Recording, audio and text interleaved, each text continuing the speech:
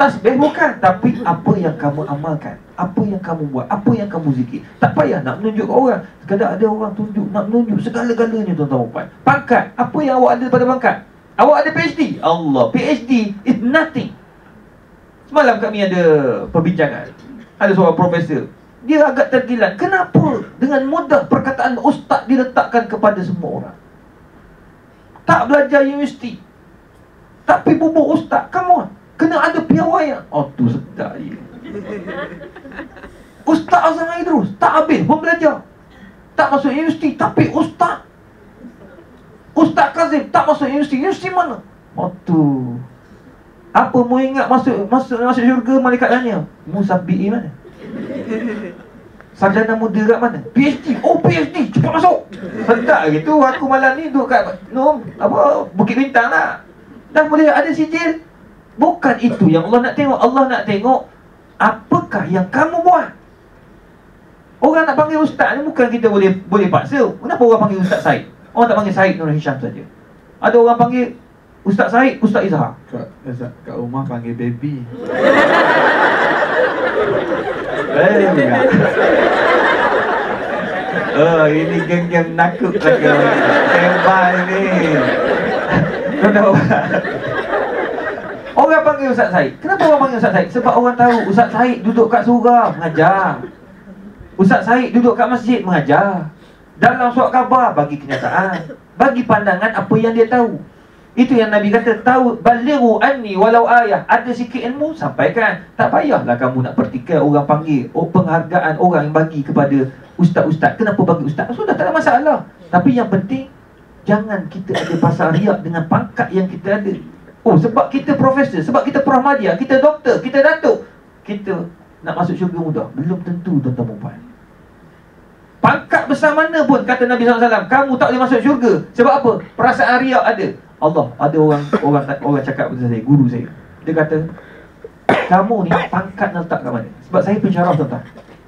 Yang cakap ni juga merupakan seorang pensyarah yang lebih senior dan alim. Dia kata apa? Izhar, awak jangan sekali-kali susahkan orang. Pelajar kamu tu, hari ni kamu susahkan dia. Dia doa, dia susahkan kamu balik. Allah susahkan kamu balik. Kama tadidu tudan. Hang buat susah orang, orang susahkan kamu balik. Mudahkan. Dia buat PhD, mudahkan. Satu hari dia akan sama level pangkat dengan kamu. Siapalah kamu. Tapi sekarang ni dayus yang dimaksudkan oleh Islam apabila membiarkan isteri, anak-anak buat benda haram, kita biarkan. Itu yang kita khawatir. Anak tak pakai tudung, tak jaga aurat, maka kita suami muhasabah. Amin. Kamu akan ditanya oleh Allah Subhanahu Wa Taala atas apa yang kamu lakukan. Kena fikir. Bahkan kalau kita tanya kawan-kawan artis-artis ni, tuan-tuan, kalau kita jumpa artis-artis yang tak pakai tudung, tanya nak pakai tudung. Ya Allah, kalau boleh pakai tudung, pakai sangat ustaz. Tapi tak tahu macam mana. Gaya dia tu tak tahu macam mana. Nanti abang ajarkan. Tak. Tak, sebenarnya dia orang nak sangat tengok berapa ramai dah artis pakai tudung lepas kahwin. Sebenarnya dia orang ni takut. Dia kata, ustaz, saya mula takut ustaz kalau saya masa forum dengan Lofa.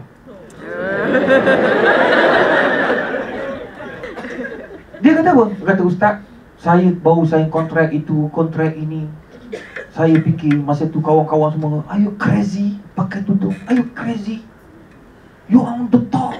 Tinggi sekarang, kamu pakai tudung silap bulan. No job for you. Dia kata apa? Saya hanya fikir satu ni ustaz.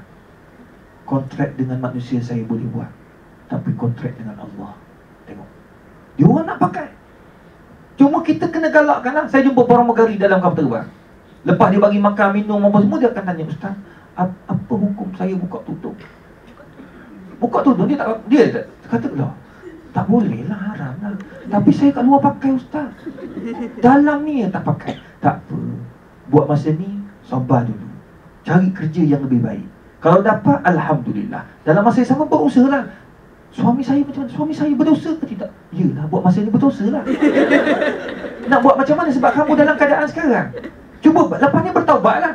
Tapi kalau jatuh kapal terbang, masa jatuh, taubat lah. Mana kita ada, astagfirullahaladzim. Kalau jatuh, dia Dia orang ni tanya, lepas jatuh 2 kapal terbang ni, dia orang jadi fobia. Bahkan saya jumpa kat launch tu, ada seorang pramugari tu, dia cakap, "Ustaz ingat saya tak?" Mana saya nak ingat, ramai sangat pramugari depan saya tiap-tiap minggu. Jadi dia, "Ustaz kenal saya tak?" "Tak kenal, yang mana ya?" Kita tak boleh kata tak kenal awak, tak boleh belagak sangat. Kita, "Yang mana?" "Oh, ingat lupa ni." "Mana?" Kalau ingat lupa tu maknanya aku lupa lah tu. "Kat mana ya?" Dia, "Alah yang kapal terbang ni, saya dah berhenti Ustaz, saya duduk kat bawah sekarang. Saya duduk kat atas, kat atas tak boleh pakai tudung, kat bawah boleh pakai tudung." Saya happy sangat tengok.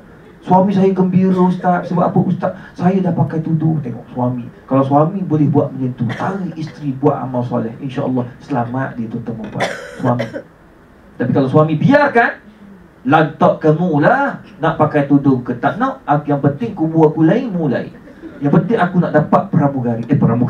Aku nak dapat bidadari dalam syurga. Kamu lantak lah. Tak, itu lelaki yang takkan masuk syurga dipanggil lelaki dayus. Itu sebab Islam mensyariatkan rotan. Rotan, tapi bukan rotan sampai patuh kaki anak, tidak. Islam ajar buku rotan gini ya, teh. Berita harian pun rasa ada ambil statement saya itu rasa. Pukul sikit je, yang kita pensan nak belum kena pensan dah nak cerita lagi. Pukul isteri gini ya. Macam pondan pula aku. Sikit. Isteri dia, sakit itu pun dah mengajar. Kita salah. Tercabuk gigi bini. Gigi dia cabuk, gigi bini cabuk. Gigi dia marah punya pasal. Tengok, pukul bukan cara yang Islam ajar. Nabi kata pukul bahagian punggung. Sakit. Jadi oleh demikian tuan-tuan, jadilah suami yang soleh, bukan suami yang dayus. Sebab ia punca daripada punca kita dilaknat oleh Allah Subhanahu Wa Taala.